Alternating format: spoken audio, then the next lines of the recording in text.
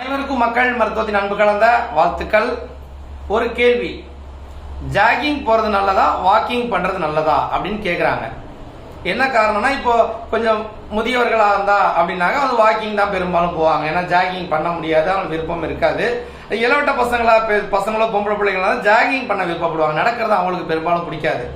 ஆனா இதுல ஏதோ ஒண்ணுதானே சரியா இருக்கணும் அப்படின்ற மாதிரி சில பேர் கேக்குறாங்க. உண்மைதான். என்ன காரணம் அப்படின்னு கேட்டா, வாக்கிங்ன்றது 2 கால் உள்ள நம்மள மனிதர்களுக்கு தான் அது செட் ஆகும். ஜாகிங் என்பதுனா 4 கால் விலங்குகளுக்கானது. ஏன்னா அதுகளுக்கு தான் அந்த சென்டர் ஆஃப் கிராவிட்டி, அதாவது 4 காலுக்கு சென்டர்ல அந்த கிராவிட்டி ஃபோர்ஸ் இருக்கும். அப்ப அது 4 கால்ல அந்த பாய்ச்சல்ல ஓடும் போதோ இல்ல ஸ்லோவா ஓடும் போதோ அது செட் ஆகும். ஆனா மனிதர்கள் வாக்கிங் மட்டும்தான் பண்ணணும். என்ன வாக்கிங்லனா 2-3 வெரைட்டி பண்ணிக்கலாம்.